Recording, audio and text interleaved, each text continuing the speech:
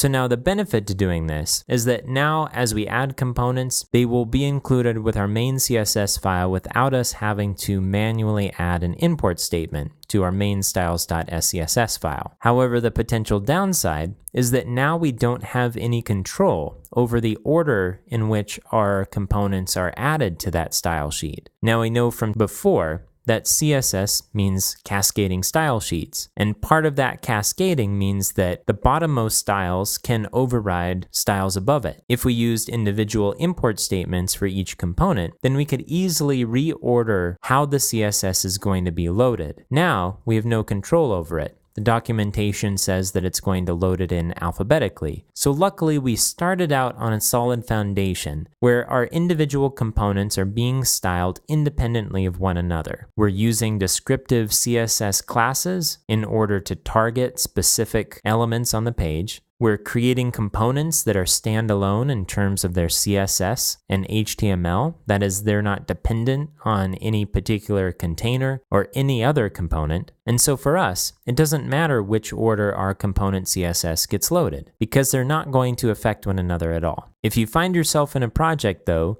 where order does matter, then you can always go back to not using the globbing and add individual import statements.